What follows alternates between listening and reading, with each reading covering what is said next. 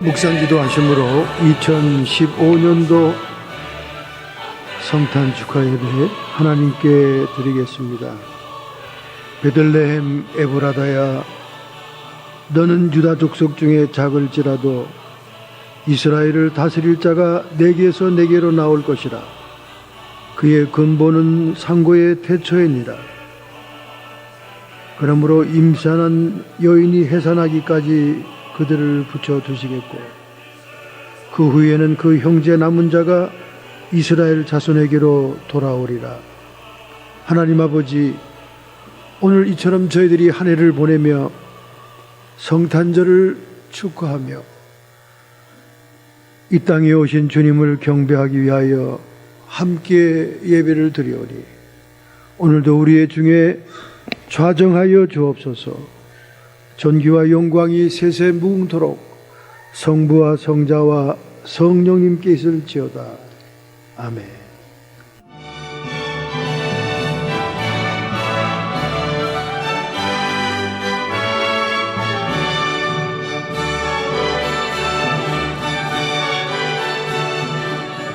오 성령이시여, 주님의 임재가 곧 자유입니다. 우리에게 자유로운 영혼을 주시사 미지의 길을 밟을 때에 두려워하지 아니하며 자신에 대한 염려나 이웃에 대한 두려움으로 주저하지 않게 하옵소서. 우리를 불러 주님의 뜻이 있는 곳으로 나가게 하옵소서. 오 영원히 뛰어나시고 영원히 사랑하시는 주님, 그것은 당신의 능력의 초소이시옵니다.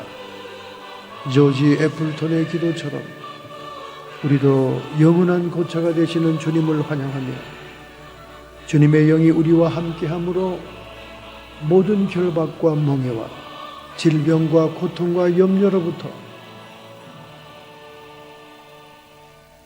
자유함을 얻게 해 주옵소서. 이러한 자유를 위해서 주님의 보혈을 의지하여 우리의 모든 죄악을 고백하오니 정결한 피로 씻어 주옵소서. 예수님의 이름으로 참회 기도를 주 앞에 드렸사옵나이다. 아멘. 오늘 여러분과 저의 모든 죄악이 성부와 성자와 성령의 이름으로 사해졌음을 선언합니다.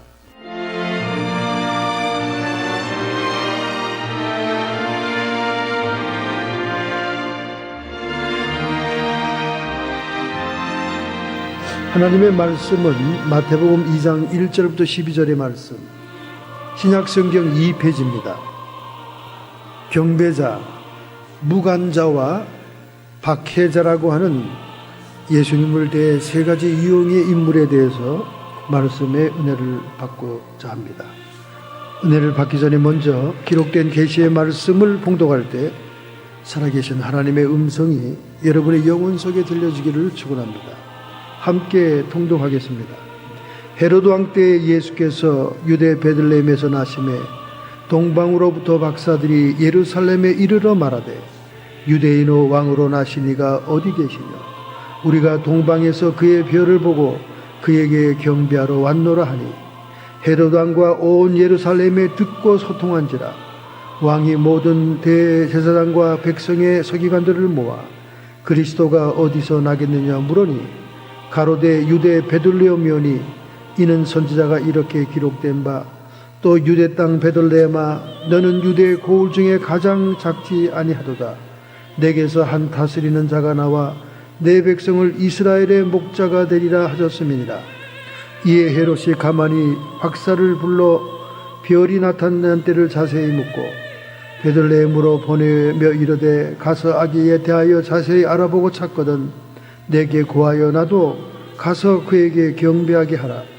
박사들이 왕의 말을 듣고 갈새 동방에서 보던 그 별이 문득 앞서 인도하여 가다가 악이 있는 곳에 머물러 섰는지라. 저희가 별을 보고 가장 크게 기뻐하더라. 집에 들어가 아기와 그 모친 마리아와 함께 있는 것을 보고 엎드려 아기께 경배하고 보배합을 열어 황금 유황 모략을 예물로 드리니라. 꿈에 헤로데게로 돌아가지 말라 지시함을 받고 다른 길로 고국에 돌아가니라. 아멘.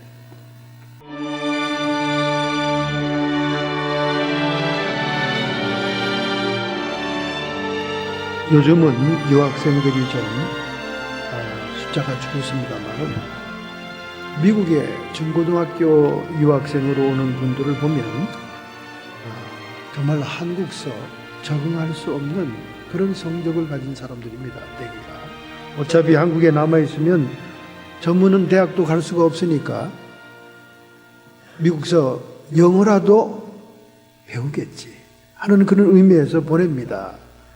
그래서 이렇게 보면은 심지어 성적이 갑니다. 제가 그걸 영어로 번역하는 걸 보면서 이렇게 보면, 야, 이거 미국에서 한국으로 돌아가. 그런 뜻인가 보다. 가. 그리고 또 선생 집안의 아이들인데도 거의 퇴학을 맞은 수준입니다. 성적을 안 뽑아줘요, 학교에서. 퇴학 정학을 맞아가지고. 그런 아이들이 와가지고 정말 미국에 대학을 갑니다.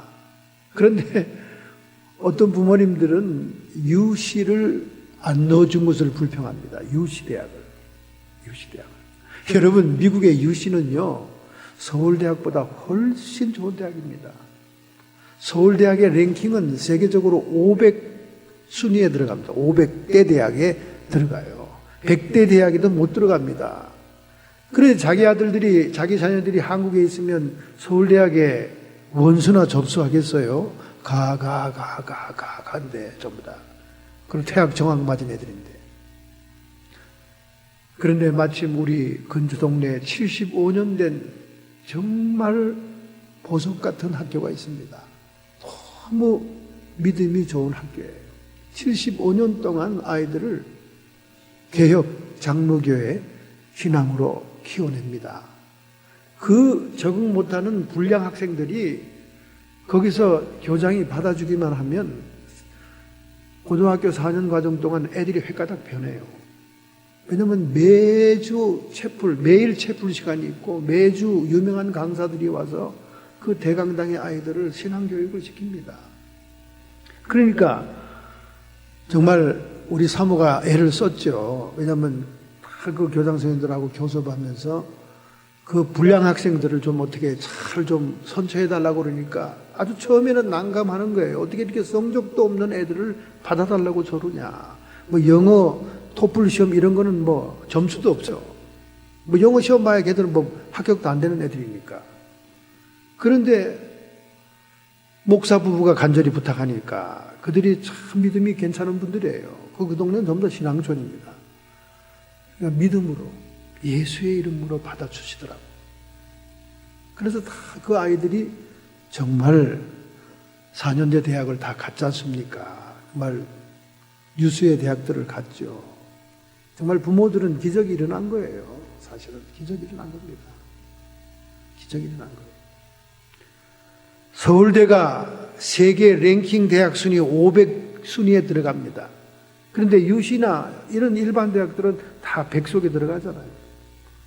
한국서는 꿈도 못 꾸는 일들이 벌어지는 거죠. 우리 한국 사람들은 서울대학이라 그러면 깜빡 죽습니다.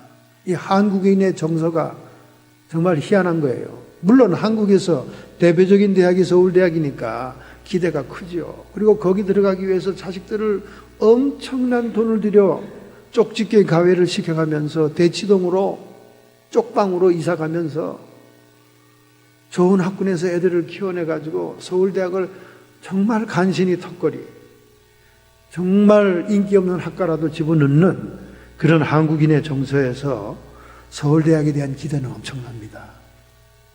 전혀 주의 종이 될 때 신학하고 상관이 없는 언더의 서울대학을 나와도 대단한 목사로 알아요. 이거는 아주 넌센스입니다.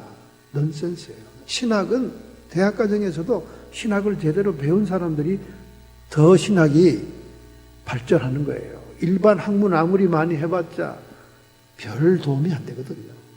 근데 뭐 교계에서까지 서울대학이라 그러면 깜빡 죽죠. 이건 잘못된 선입견입니다. 어쨌든 서울대학은 세계 랭킹에 500대밖에 안 들어가고 지금은 좌파들이 많아요. 서울대학 안에. 그렇게 우리 한국 사람들이 정서적으로는 서울대라면 막 죽는 신용까지 하는데 바로 며칠 전에 서울대학생이 일으킨 한 사건을 통해 많은 사람들이 절망을 하고 있습니다. 그는 누구냐 하면 과학 고등학교를 우수한 성적으로 조기 졸업하고 그리고 대학 서울대 전 장학금을 받았고 부모는 교수고 어머니는 고등학교 교사고 가정 형편이 중산층의 상류층에 속하는 학생입니다. 그는 생명공학을 전공하고 있었습니다. 나이는 20세.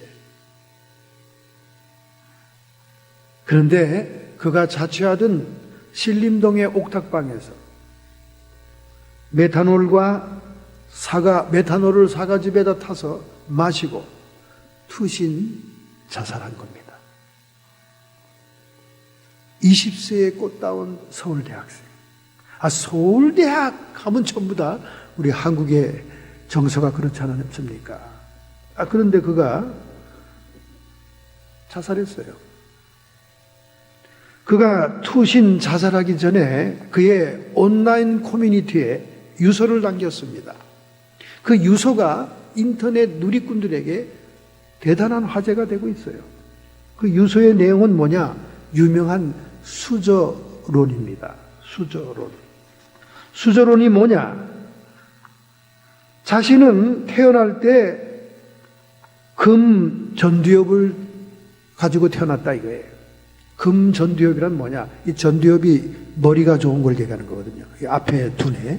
자기는 두뇌가 특출한 사람으로 태어났다 그 말이에요. 그런데 주변에 자기 친구들을 금수저를 입에 물고 태어난 사람보다 자기가 못하더라는 거예요.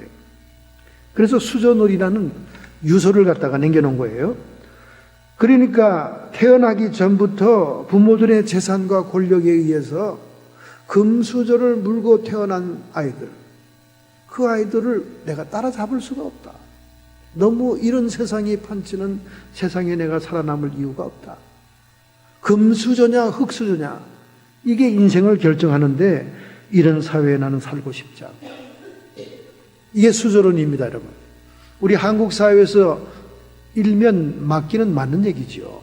금전무죄, 무전유죄 이런 사회에서 약간은 맞는 얘기예요. 그런데 이 아이를 조사한 경찰에서는 이해가 안 된다는 거죠. 서울대학에서 전 장학금을 받아 알바를 할 필요도 없고 그리고 부모가 가난한 집도 아니고 부모들이 얘기하기를 내가 신림동 옥탑방에 살게 한 것은 돈이 없어 그런 게 아니라 그 아이가 학교 가까운 데서 열심히 공부하고자 하고 자취를 통해 사회를 배우겠다고 강력히 주장해서 독립을 해준 것뿐이다. 그렇게 부모들이 탄식을 하는 거예요. 가난하지 않아요, 자기 집도. 그리고 며칠 전까지만 해도 그 옥탑방은 복덕방이라고 별명이 지을 만큼 자기 과학고등학교 동창들이 모이는 아지트 장소였고 대학 동기들도 모여서 가끔씩 술 파티하는 그런 장소였다. 그리고 14일에는 그의 절친한 친구들과 함께 동해안 바다에 이틀간 여행 가서 즐겁게 지내다 왔다는 거예요. 그러던 그가 투신 자살한 거에 대해서 모든 친구들은 이해할 수가 없다고 생각하는 것입니다. 너무 학교의 성적이 탁월해서 2학년인데 3학년 과정에 학점을 따고 있었다는 거예요. 얼마나 대단합니까? 그래서 이남이라고 하는 심리 분석가는 그 학생을 분석하기를 아마 성취감에 대한 스트레스 때문일 것이다. 때때로 공부 잘하는 아이들이 적은 일에도 스트레스와 압박을 받는 경향이 있는데 아마 그도 연말이 되어서 그런 조그마한 일에도 스트레스를 받고 그가 세상을 등진 것이 아니냐 이렇게 분석을 했습니다. 그런데 저는 분석이 달라요. 분석이 다릅니다. 자기보다 못한 사람을 봤어야 되는데 자기 친구들 같이 옥탑방에서 술 먹고 파티하는 친구들 가운데 재벌 출신의 아이들이 있었겠지요. 금수저를 타고난 아이들이 있었겠죠. 동해안을 놀러 가는데도 그 놀러 가는 차를 태워준 그 아이가 고급 승용차를 가지고 있었겠죠. 자기보다 높은 것을 바라보니까 자기는 흙수저를 타고 나갔다고 생각하는 거예요. 아니, 대학 교수님 집안이고 고등학교 교사 어머니 집안이면 경제적으로 부족한 집안이 아닙니다. 여러분도 아시다시피 철밥통이에요. 그리고 얼마나 교사와 교수들에게 보너스가 3개월마다 4개월마다 나오는데, 그러니까 이 아이가 밑을 바라봐야 되는데 나보다 더 못한 처지의 아이들, 공부도 따라가기 힘들고 알바하느라고 잠을 못 자고 그리고 자취방 세로 밀려있고 막 이런 아이들을 봐야 되는데 위에 아이들만 본 거죠. 위에 아이들만, 재벌급 애들만. 얘들은 졸업만 하면 대기업에 벌써 팀장으로 기획실장으로 들어가는 아이들, 그런 아이들만 본 거예요. 그러니까 수저론을 얘기하고 투신 자살한 거죠. 이 부모들의 슬픔이 얼마나 크겠습니까?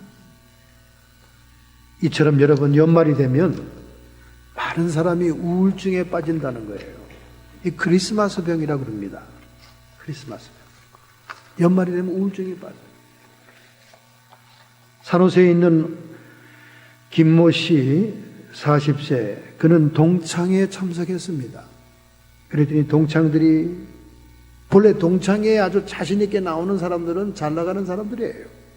뭐 호탕하고 즐겁게 얘기하고 지나간 한 해에 돈 번 얘기를 하는데, 사실상 자기는 연말 가문에 리스트가 올라가 있어서 직장 떨어질까봐 불안한 마음으로 갔다는 거예요.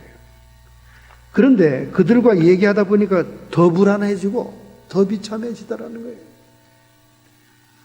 그래서 와가지고 괜히 집안에서 화풀이하고 짜증을 냈다는 것입니다. 또 우리 동네 이 플레전대로 사는 장모 여인은 54살인데 이분은 역시 동창회 갔더니 잘 나가는 남편 자랑에다가 명문대학 들어간 자식 자랑을 늘어놓는데 아무것도 얘기할 거리가 없는 이 아주머니는 너무나 처참하고 비참하고 할 말이 없더라는 거예요. 더군다나 바로 자기 집 앞에 있는 중년 부인이 얼마나 이 리본모아 명품 가게에 가서 물건들을 사재끼는지.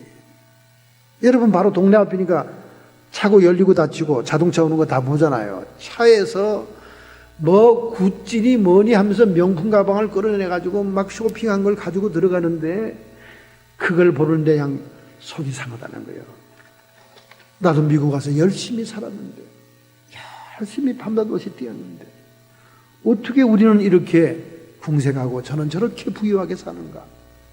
너무나 속상하다는 거예요. 연말이 되면 더하죠, 여러분. 선물 보따리가 눈에 많이 띄잖아요. 뿐만 아니라 유학생 정모군은 30세입니다. 이군은 이제 체류 신분 때문에 고민을 하고 있죠. 그가 대학을 졸업하면 스폰서 회사를 잡아야 되는데 그 회사를 찾아야 되는 것이 얼마나 고민이고 걱정인지를 모릅니다. 회사를 찾아야 취직하면서 영주권을 시작할 수 있잖아요. 그래서 자기 친구들이 모이는 모임에도 참석하지 못하고 가슴이 답답하고 자꾸 주변에서는 독수리 여권을 잡아라, 시민권자와 결혼하면 될 걸 왜 그렇게 고민하냐 하지만은 갑자기 시민권 여자가 나타납니까? 어디? 주변에 얼찡거리는 사람은 다 같은 처지의 유학생 출신밖에 없으니까 너무나 고통스러운 연말을 보내고 있다, 이런 얘기를 하는 것입니다. 여러분, 최근에 뉴저지 뉴욕 옆에 있는 뉴왁이라는 동네에서 남편이 아내를 질식사시켰잖아요. 죽였지 않습니까? 이 사건도 역시 마찬가지예요. 남편이 직장을 떨어진 찰나에 여인은 계속 남편에게 이혼을 요구한 거예요. 나는 더 이상 미국 생활이 골치 아프다. 당신 직장도 불안정하고, 그리고 나는 한국 친정에 가서 살겠다. 이혼을 계속 요구한 겁니다. 그러니까 남편은 남편대로 직장이 떨어진 거에 대한 우울증이 오고 고통이 오는데, 자꾸 그러니까 이 정신 불안증 속에서 서로 말다툼하다가 급기야는 그런 참혹한 사건이 일어난 것입니다. 이게 연말 우울증이라고 그래요. 연말 우울증. 그 크리스마스 우울증입니다. 행복하고 평안하고 여유 있는 사람들은 이 명절을 즐길 수 있지만은 고독하고 자식들이 찾아오지 않고, 그리고 경제적으로 쪼이는 이런 어려운 사람들에게는 우울증이 크다는 거예요. 그래서 우리는 이런 주변에 소자들과 약자들을 관심을 가지고 배려를 해야 됩니다. 그래서 많은 의사들은 그런 처방들 하지요. 가벼운 운동에 열중하고, 또한 식습관을 바꾸고, 카페인이 들어간 음식을 절제해서 잠이 안 오게 하지 말라는 거죠. 잠이 안 오면 밤중에 침대에 누워서 계속 생각이 되는 것입니다. 그리고 절대로 타인과 자기를 비교하지 말고, 경쟁 상대로도 생각하지 말고, 라이벌을 만들지 말고, 마음의 평정을 찾아서 자족해야 된다는 거예요. 이 20세의 앞길이 구말리 같은 서울대생이 자족하는 마음이 있고 자기가 처한 일에 감사가 있었다면 죽을 생각 안 하죠. 과학고 동창들 얼마나 좋은 친구들이 있습니까? 같이 동해안 여행 갈 수 있는 그런 말이 통하는 친구들도 있고, 그리고 끊임없이 자기를 공부하도록 등록금을 대주고 생활비를 대주는 부모님이 계시고, 자기 처지가 뭐 얼마나 좋은 처지입니까? 사실은 자족하고 감사하는 마음이 있을 때는 죽을 마음이 안 생기고 남들과 비교할 필요가 없는 거죠. 왜 위에 재벌 자식들하고 자기를 비교합니까? 밑에 나보다 못한 사람들을 바라봐야지. 사람은요, 이런 욕망과 욕심의 덩어리입니다. 욕망과 욕심의 덩어리예요. 여러분, 사자는 먹이를 준비하지 않는다는 얘기가 있어요. 사자는 모든 동물들 가운데 가장 난폭하고 가장 지략이 뛰어나고 힘이 좋으니까 먹이를 비축하지 않는다는 거예요. 먹고 싶을 때나 그냥 사냥 나가면 되는 거예요. 먹고 싶을 때. 먹고 싶을 때. 대부분의 짐승들이 식량을 그렇게 오래도록 비축하지 않습니다. 그냥 자기 먹을 것만. 다람쥐가 이 나무 속에 구멍을 파서 도토리 넣는 건 제가 많이 봤습니다만은, 하여간 이 짐승들은 별로 그렇게 음식을 오래 비축하지 않아요. 유독 인간들만이 욕심이 많아요. 욕심이 많아요. 자손 대대로 물려줄 재산까지 없으면 마음이 허전해서 못 살아. 얼마나 자연에 있는 생물, 동물들이 지혜롭습니까? 얼마나 하나님의 창조와 먹거리가 준비되어 있다는 것을 믿습니까? 믿음이 더 좋아. 동물들이 믿음이 더 좋다니까. 동물들이. 이 사람은 이 불안증, 초증, 그래서 그냥 쌓아두어야 돼. 쌓아두니까 뭐라 그럽니까? 하나님께서 부자가 쌓아두고 이제는 걱정 없다. 노후고 뭐고 다 준비됐다. 하나님 뭐라 그래요? 이 사람아, 오늘 저녁 내가 내 영혼을 데려가면 내가 그토록 쌓아놓고 배투댕기는 이 모든 것들이 누구의 것이 되겠느냐. 이 미련하고 지혜 없는 인간에 대해서 오히려 주님이 탄식하는 거예요. 여러분과 제가 이 욕망과 욕심을 절제하지 못하는 한 이 마지막 달의 우울증은 끝이 없을 거예요. 우울증은. 그렇지만 인류의 역사는 어떻습니까? 계속해서 인간이 잘 살고 평안한 사회로 발전해 왔잖아요. 역사 발전이지요. 그래서 수없는 철학에 의해서 다져진 이 인간 사회가 결국 가장 이상적인 정치 체제로 택한 것이 자유민주주의입니다. 자유민주주의. 그런데 오늘날 자유민주주의가 어때요? 경제적으로 빈익빈 부익부 아닙니까? 자유민주주의의 자본주의가 가장 이 세상에서 이상적인 사회제도라고 발전해 왔는데 결국은 어떻습니까? 돈 있는 사람이 계속 돈 벌고 못 사는 사람은 계속 못 사는 불평등한 사회가 되고 500년 전에 토마스 모어가 얘기했던 유토피아는 이루어지지 않고 있는 거예요. 500년 전에 유토피아를 제창한 토마스 무어의 얘기는 아무 소용이 없는 것입니다. 도대체 이 세상은 정말로 유토피아가 되긴 되겠습니까? 이 세상이 정말로 유토피아가 되기 위해서는 왕 대신 예수님이 오셔야 되는 거예요. 할렐루야. 여러분, 이제는 세계가 3차 세계대전으로 접어들고 있습니다. 아마 저 시리아 땅이 중동의 화약고가 될 거예요. 제가 지난주에도 국제정세를 분석하지 않습니까? 시리아라는 나라는 지금 러시아와 이란과 연합해서 알사드라고 하는 독재 정권을 지원하고 있고 그 독재 정권을 무너뜨리기 위한 시리아 반군 세력이 여러 종류 부류가 있는데 그 중에 IS가 가장 주도권을 잡고 있기 때문에 반군을 돕고 있는 미국과 사우디아라비아, 터키는 난감하기 짝이 없다는 거예요. IS를 돕자니 세계 테러 위협이 떠나지 않을 것이고 안 돕자니 시리아가 러시아의 점령하에 들어갈 것 없고 여기에 지금 3차 세계대전의 조건이 형성되고 있는 거예요.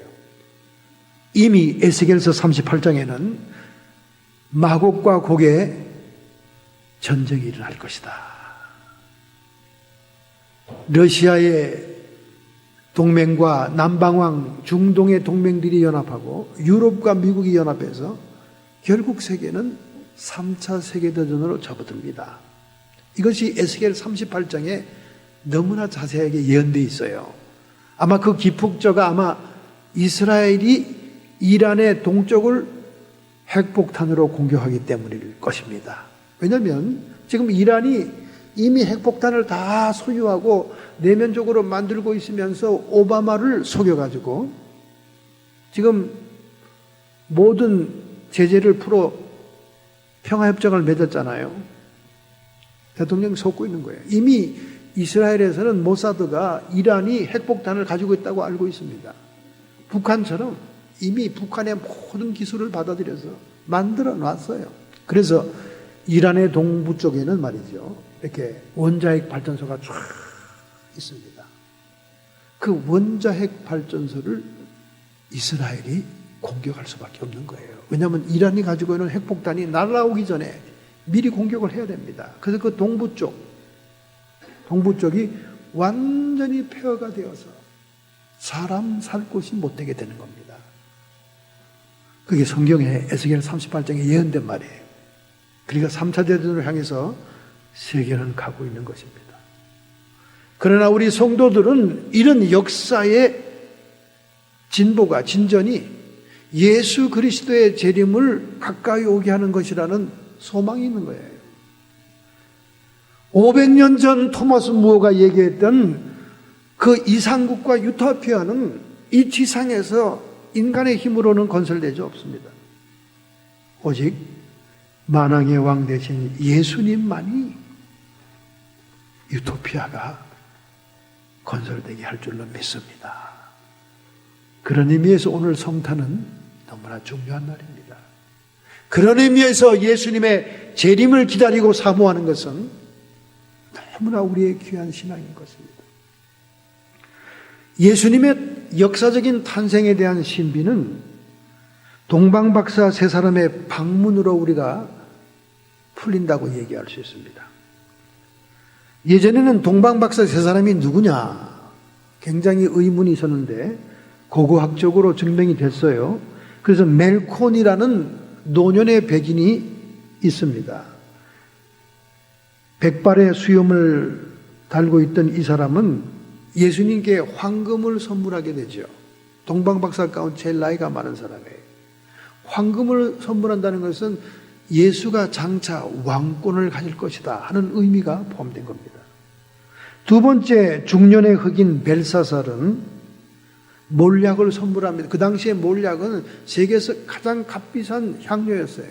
몰약은 장례하는 데 쓰기도 하고 또는 이렇게 비상 질병을 치료하는 약으로 쓰기도 했는데 아주 비싼 약이었습니다. 몰약. 이 몰약을 예수님께 드렸는데 그건 예수님의 선지자직을 상징하는 거였어요. 선지자. 선지자라는 것은 항상 바른 말, 옳은 말, 하나님 말을 대변하다가 정말 쓰디쓴 비참한 고난의 일생을 마치고 가는 것이 선지자의 사명인 것처럼 몰약이 쓰디쓴 약이었어요. 그 다음에 세 번째, 청년은 황인종입니다. 청년 홍인은 게스퍼라는 이름의 사람인데 이 사람은 유황을 선물합니다. 유황은 제사장들이 하나님의 성소와 지성소에서 분향할 때 넣는 향료예요. 그러므로 게스퍼가 황인종인 청년이 선물한 유황은 예수님이 제사장의 직분도 가지고 있다는 것을 의미하는 선물이었어요. 이런 세 가지의 선물을 6주간 동안 동방으로부터 그들이 낙타를 타고 여행을 온 겁니다. 여러분이 낙타를 타봤었는지 모르겠지만 낙타 무지무지하게 궁뎅이가 아픕니다. 여러분. 말하고는 또 달라요. 말은 말 한 장에 딱 해서 올라타면 굉장히 편안하고 좋은데 이 낙타는 털 자체가 거칠어요.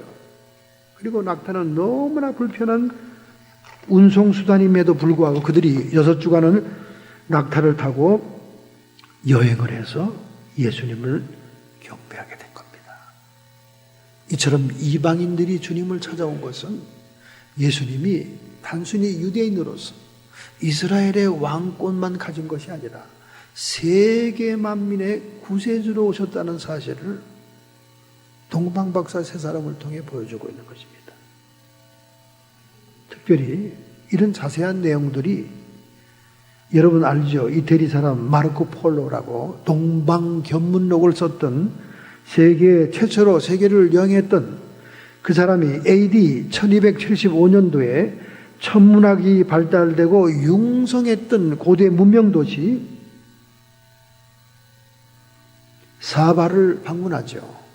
근데 그 사바는 이미 탈탄인들의 공격으로 폐허가 되어 있었습니다. 탈탄인들은 징기스칸의 후예를 얘기합니다. 징기스칸의 부족이에요. 탈탄인들에 의해서 완전히 정복을 당하고 폐허가 되어 있는데 거기에서 동방박사의 무덤을 발견합니다. 그러니까 그 동네 출신이다 그 말이죠. 그 시대에 굉장히 거기가 천문학에 발달된 고장이었다. 천문학은 별자리를 보는 그런 학문이죠. 그래서 제가 멜코는 백원이었고 벨사살은 흑인이었고 게스퍼는 황인종이었다 이렇게 얘기할 수 있는 것은 그런 고고학적인 근거가 있기 때문에 그래요. 자, 그러면 오늘 우리 본문에 보면 세 종류 부류의 사람들이 나오고 있습니다. 어떤 종류냐? 예수님을 이렇게 먼 길을 찾아와서 경배하는 경배자가 있고 예수님이 어디에 태어날 것을 다 알면서도 무관심한 무관자가 있고 예수님이 태어난 곳을 알기만 하면 자기도 경배하러 가겠다고 거짓말하면서 이 헤롯 대왕이 태어난 예수를 죽이려고 하는 박해자로서의 세 부류의 인간이 있다는 거예요. 저는 어릴 때 이 성경을 읽으면서 도대체 똑같은 사람이고 똑같이 이성을 가지고 있는데 누구는 경배하고 누구는 무관심하고 누구는 박해자가 되다니 왜 이렇게 사람의 종류가 틀려? 굉장히 어린 나이에 의문이 많았습니다. 오늘 여러분 단순히 우리가 의문을 품는 정도에서 끝나면 안 돼요. 여러분 자신이 누구냐를 점검해 봐야 됩니다. 나는 동방박사처럼 경배하는 사람인가? 나는 서기관들 궁중의 예언자들처럼 무관심한 자인가? 나는 헤롯 대왕처럼 자기의 권력을 유지하기 위해 예수님을 박해하는 자인가? 우리는 자신을 점검해 보는 시간을 가져야지 그 성경의 본문에 나타난 사람들이 한심하구나 어쩌면 그렇게 세종류 인간이 있어? 이런 정도 수준으로 말씀을 이해해서는 안 된다는 거죠. 자, 첫째, 그럼 2절 하반절에 우리가 동방에서 그의 별을 보고 그에게 경배하러 왔노라. 동방의 박사들을 인도한 건 별이라는 거예요. 별. 이 별에 포커스가 맞춰지는 겁니다. 여러분, 페르시아의 점성학교, 즉 별자리를 연구하는 학교가 있었어요. 사파르라고 하는 유명한 학교가 있었습니다. 그 학교의 지붕 위에 별이 등장한 거예요. 별이. 연구하는 학교니까 별자리에 대해서 신경을 쓰잖아요. 사파르의 천문학 연구하는 학교 지붕 위에서 관찰을 했는데 별이 나타난 거예요. 별이. 신비한 별이. 이 별에 대해서 세 가지의 학설이 있습니다. 첫째는 해성설입니다. 헨리가 주기 76년 주기로 타원 궤도를 그리면서 지구를 돈다. 해성입니다. 해성. 여러분 알죠? 해성. 뒤에 이렇게 쫙 꼬리를 내면서 가는 별. 해성설이 있고, 두 번째는 신성설이 있습니다. 이 신성설은 뭐냐? 새로운 별이 생겼다. 그 말이죠. 이거는 중국의 천문 고서에 그 신성이 나타났다는 기록이 나옵니다. 그걸 보고 새로운 별이 등장한 것이다. 그런데 영국의 천체 망원경을 발명한 요하네스 케플러라고 하는 수학자이자 천문학자가 있어요. 물리학자이자 천문학자가 있어요. 요하네스 케플러는 굉장히 믿음이 좋은 사람이에요. 그 옆에 뉴턴이라는 사람도 이 별자리 문제를 해결하고 싶었어요. 그들은 이렇게 친구 관계였는데 요하네스 케플러는 천문학 망원경을 발명했기 때문에 별들을 유심히 관찰하다가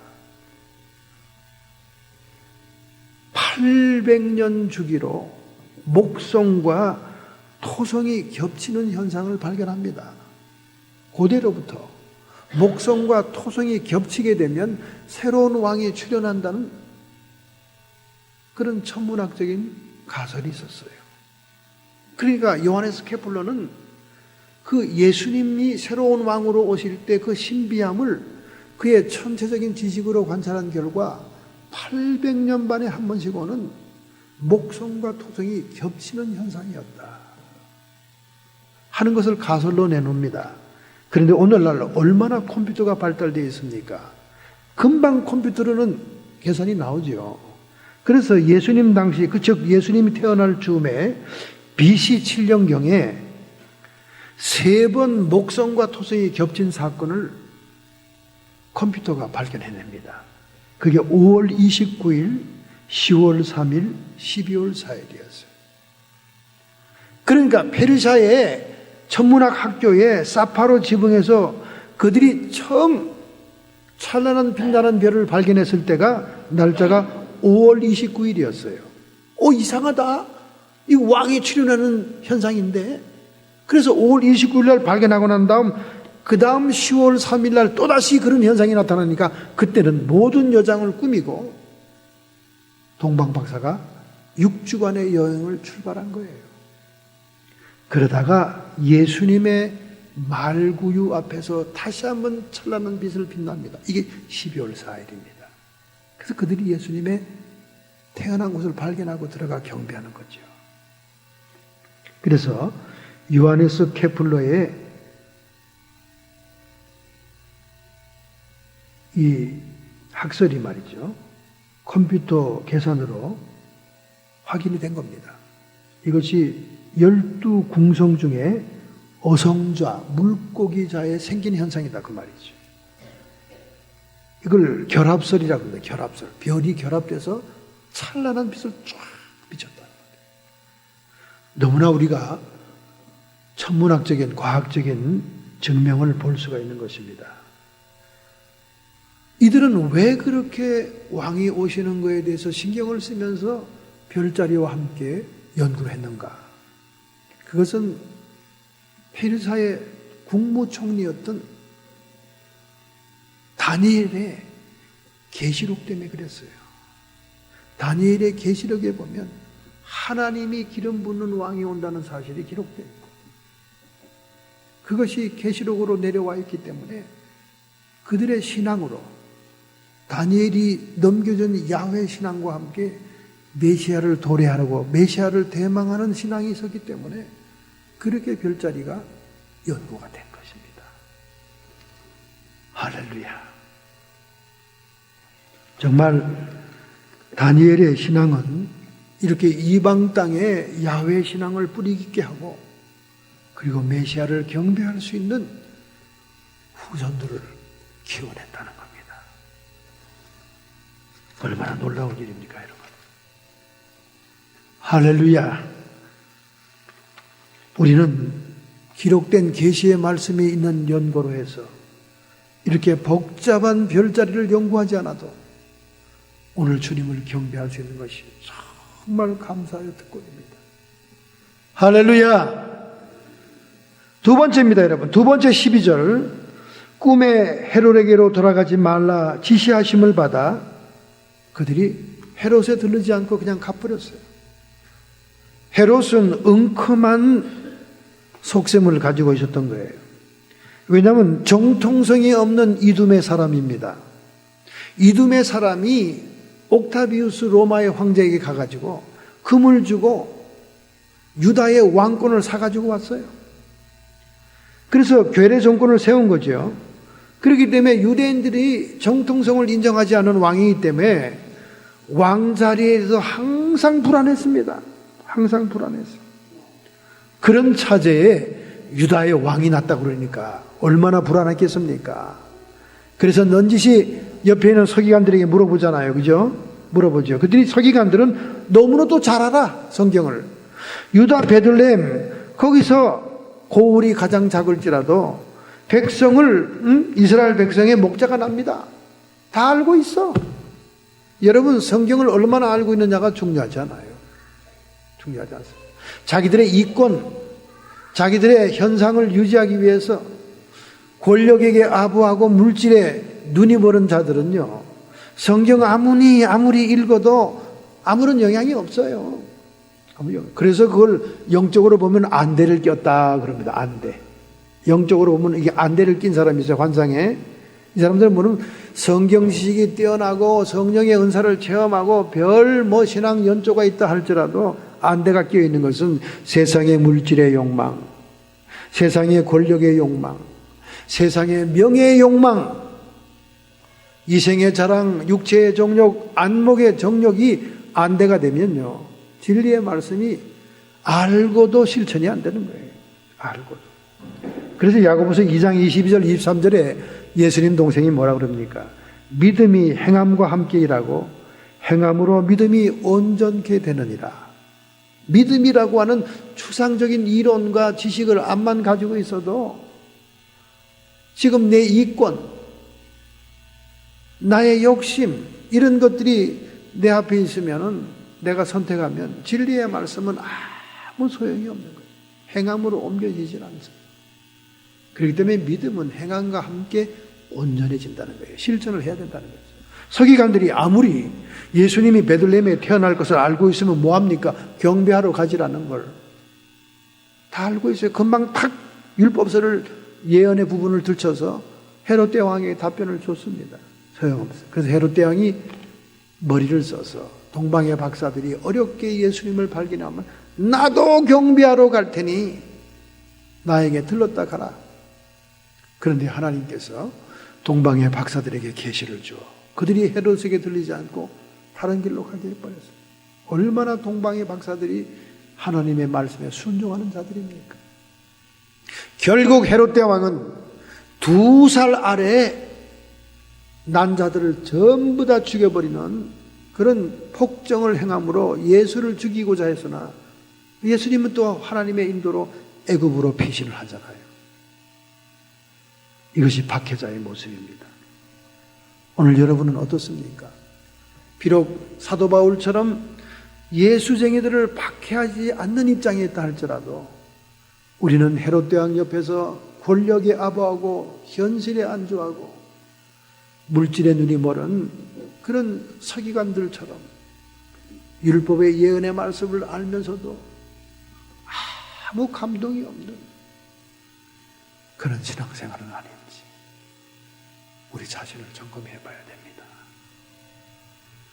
정말 교회 나온다고 다 신앙인이 아니죠. 여러분이 한 가지라도 진리의 말씀을 순종할 마음이 있습니까? 믿음으로 행한 것이 있냐고 말이죠. 얼마 전에 한 종교 기자가 90세의 노년의 선교사와 인터뷰를 합니다. 이 선교사는 그레이스 커뮤니티에서 파송된 한국 선교사였어요. 여러분, LA의 선밸리 지역에 가면 세계적으로 유명한 커뮤니티, 그레이스 커뮤니티 교회가 있어요. 거기 담임 목사 존 맥카더는 세계적인 영향력 있는 목회자로 선정이 됐습니다. 저도 존 맥카더의 많은 책들을 읽었지요. 많은 책을 읽었습니다. 그리고 많은 설교도 요즘도 듣고 있습니다. 그런데 이 교회가 1956년도에 창립과 동시에 한국의 선교사를 파송합니다. 그 선교사의 이름이 마찌 팔리 선교사예요. 마찌 팔리. 여자분인데 31살이었습니다. 31살의 젊은 미혼의 여성이 한국 선교사로 파송이 된 거예요. 이미 한국에 있는 바이블 칼리지 출신의 목사 부부를 돕기 위해서 가는 보조 선교사였어요. 그는 샌프란시스코에서 배를 탔습니다. 그 당시에는 한국에 대해서 아는 사람이 별로 없었어요. 선교사들이나 군인들이 어쩌다 가면 한국을 가기 때문에 교통편이 발달되어 있지 않았습니다. 이 마찌 팔리는 한국으로 떠나기 전에 도서관에서 한국에 대해서 연구하는데 한국에 대한 자료가 하나도 없어요. 그는 샌프란시스코에서 배를 탔습니다. 그가 말하기를, 여러분 오늘날 크루즈처럼 호화롭고 안락한 배라고 생각하지 마세요. 그 배는 화물선이었습니다. 자기는 화물칸에서 30일 동안 여행을 했는데 중간에 태평양에서 폭풍우를 만나서 배가 하늘로 치솟고 땅으로 떨어지는데 배 타는 순간부터 멀미했는데 폭풍우를 만나 자기는 죽는 줄 알았다는 거예요. 그래서 부산에 도착하자마자 그는 이렇게 결심했답니다. 내가 다시는 이 배를 타지 않기 위해서 한국을 떠나지 말아야지. 그랬다는 거예요. 부산에 도착했는데 그때는 전쟁 후의 상황이라 정말 눈 뜨고 볼 수가 없었답니다. 하얀 얼굴에 백이는 자기를 지저분한 아이들이 말똥말똥 쳐다보고 따라오는데, 그리고 너무 그들은 불쌍했다는 거예요. 자기는 한국말도 알아들을 수 없기 때문에 가끔 교회 마당에 앉아서 지나가는 한국 사람들을 봤다는 거예요. 아기를 업고 짐을 짊어지고 가는 꾀재재한 중년 부인들, 흙덩이 성에 뒹굴고 노는 한국 아이들, 그리고 굶주림 속에서 길거리에서 무엇을 주워 먹는 아이들, 아무리 봐도 미국의 아이들과는 환경이 다른 비참한 모습이었다는 거예요. 총든 한국 군인들만 왔다 갔다 하는 그 부산에서 그는 하나님의 일을 시작했습니다. 선교사들이 서울과 강원도 여러 지역으로 교회를 세우러 다닐 때마다 그는 주일학교 담당 교사였다는 거예요. 그 주일학생을 가르쳤다. 말도 안 통하기 때문에 자기가 하는 일은 별것도 아니었다는 거예요. 별것도 아닌 일이지만 너무나 한국의 어린아이들에게는 중요한 일이었다는 거예요. 안아주고 사랑해 주는 겁니다. 너무나 전쟁 고아가 많았기 때문에 어머니의 사랑이 굶주린 그들은 안아주기만 해도 울고 좋아했다는 거예요. 나는 한국 사람들을 너무 좋아합니다. 첫인상은 다소 무뚝뚝하고 딱딱해 보이지만은 깊이를 알면 한국 사람만큼 따뜻한 인정의 사람들이 없습니다. 언어가 달라서 서로의 말은 제대로 통하지 않았지만은 내가 그들에게 미국 음식을 맛보이주면 그들은 반드시 가난한 가운데도 한국 음식을 만들어 와서 나에게 보답하긴 했습니다. 그들은 항상 배고프고 가난했지만은 온전히 하나님만을 섬기는 순진하고 참된 신앙이 있었습니다. 그래서 보람이 있었다는 거예요. 그래서 기자가 질문합니다. 아니 31세 나이에 미혼인데 어째 그렇게 어려운 한국으로 갔나요? 내가 한국에 도착했을 때 왜 하나님이 나를 한국에 보낸가를 알게 되었습니다. 너무나 비참하게. 자기도 미국에 살 때 아주 시골에 살았는데 시골에 교회가 없어서 믿음 생활을 일찍 시작하지 못했습니다. 그러나 캘리포니아로 취직하러 나올 때 캘리포니아에서 조그만 교회에 나가 예수 그리스도를 영접했고, 그리고 로마서 12장 1, 2절을 읽다가 큰 충격을 받고 내가 하나님의 영적인 산재물이 되기 위해 하나님께 간절히 기도할 때 하나님은 내가 생전에 들어보지도 못했던 코리아라는 나라의 이름을 저에게 들려주면서 주님이 우시는 모습을 보면서 자기는 앞도 뒤도 아무것도 생각하지 않고 그레이스 커뮤니티 교회에서 창립과 더불어 선교사를 보낸다고 할 때 코리아로 보내달라고 했다는 것입니다. 그 후에 그는 한국의 교계에서 초청을 해서 한국을 3번 방문했습니다. 1900년대 한번, 1990년대, 그리고 2006년에 1980년대 3번을 방문했다는 거예요. 한국의 변화는 자기를 휘둥그러게 했다는 거예요. 너무너무 잘 살고 오히려 미국보다 더 잘 사는 것 같다는 느꼈다는 거예요. 그러나 한국의 경제적인 발전이 하나님에 대한 영적인 성숙과 신앙의 발전을 가져온 것 같지는 않았습니다. 한국은 도리어 순수한 믿음이 사라졌고 오히려 물질 중심의 신앙만이 판을 치고 있었습니다. 그는 도리어 자신이 선교하던 13년 동안 선교하던 그 고난의 때가 한국민들에게 정말로 순수한 신앙이 있는 때라고 생각이 되더라는 거예요. 그는 1956년에 한국에 파송됐다가 13년 후 1969년에 한국에서 풍토병을 얻어서 선교사 일을 못하고 한국으로 들어왔다는 거예요. 그렇지만 그는 평생을 결혼하지 않고 선교사 일을 했다는 겁니다. 지금은 샌디에고에 있는 노인병원 마운트 미구엘 커버넌트라는 병원에서 선교회를 하고 있다는 거예요. 90살인데 정정하고 건강하다. 그 기자가 아니 지금 90세신데 언제까지 하시려고 그래요? 내 아버지의 집에 갈 때까지. 손으로 하늘을 가리키더라는 거예요. 내 아버지의 집에 갈 때까지. 여러분, 우리 한국이 저절로 믿음의 국가가 된 것도 아니고 그 믿음 때문에 하나님의 축복을 저절로 받은 것도 아닙니다. 이처럼 자기의 인생을, 자기의 청춘, 미개하기 짝이 없고 슬프기 짝이 없고 가난하기 짝이 없는 그곳에 와서 복음의 씨앗을 뿌린 이런 이름 없는 선교사들 때문인 줄로 믿습니다. 정말 우리는 하나님의 은혜를 받은 자요, 정말 갚지 못할 사랑을 받은 사람들임을 이 성탄절에 깨달아야 됩니다.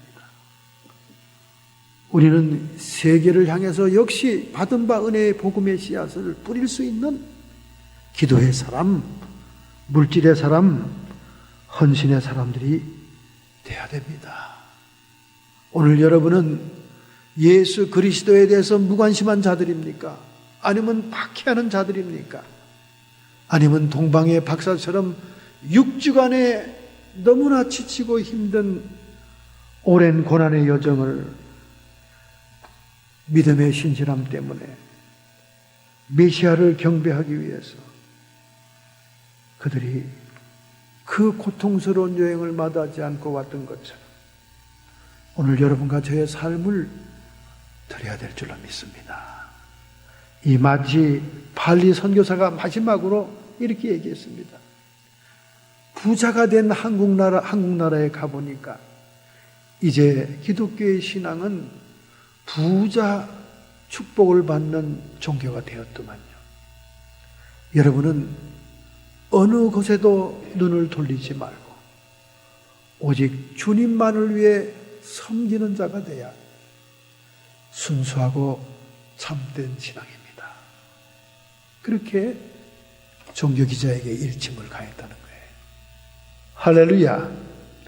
우리는 정말로 주님의 탄생을 축하하고 경배하면서 우리의 남은 생애를 주님을 위해 섬기는 자의 삶을 살아가야 동방의 박사들이 드린 선물과 같은 선물을 주님께 드릴 수 있을 줄 믿습니다. 할렐루야! 결단하고 결심하는 마음으로 여러분의 가슴에 손을 얹기 바랍니다. 여러분의 아픈 부위에 손을 얹기 바랍니다. 우리의 신앙이 얼마나 발전되어 있습니까? 얼마나 성숙되어 있습니까? 동방의 박사들처럼 정말 주님께 맞는 선물을 드릴 수 있습니까? 왕 되시는 주님을 위해서 황금을, 선지자 되신 주님을 위해서 모략을, 그리고 제사장 된 주님을 위해 유황을 드릴 만한 합당한 선물을 드릴 수 있는 종들입니까? 이름 없이 빛도 없이 젊은 청춘을 불쌍하고 고난받던 한국을 위해, 먼지 날리고 배고프고 굶주린 한국을 위해 복음을 증거한 마치 팔리 할머니 선교사처럼 우리의 생애도 내 유익을 구하고 내 욕심을 채우기 위한 신앙이 아니라 참 주님을 섬기는 순수한 믿음으로 돌아가야 될 줄로 믿습니다. 하나님, 저희들은 오늘 결심합니다. 우리의 신앙이 너무나 퇴색되어 있고 너무나 물질 중심이고 황금이 우상이 된 그런 시대에 살고 있습니다. 하나님, 주님께서 소자를 섬기는 것이 나를 섬기는 거라 말했사오니 저희들의 남은 생에 주님을 섬기는 마음으로 주변을 섬기다가 참 신앙으로, 순수한 신앙으로 하나님께 선물하는 저희들 되게 해 주옵소서. 결심하는 성도들을 이 시간 안수하고 축복해 주심을 믿습니다. 성도의 육체와 정신의 역사는 모든 질병들은 예수님의 이름 권세로 치료함을 받을지어다. 우리의 마음속에 자족하는 마음을 주옵시고 감사의 마음을 주옵시며 은혜를 보답하는 마음을 주시므로 예수님의 평강이 차고 넘치게 해주시옵시며 끊임없이 우리의 진로를 회방하며 세상 것에 집착하게 하고 물질에 집착하게 하고 세상의 욕망을 이루고자 집착하는 우리를 회방하고 미혹하는 귀신의 세력들, 이 시간 예수님의 이름 권세로 쫓김받고 떠나갈지어다. 예수님의 이름으로 감사하며 축복하며 기도합니다.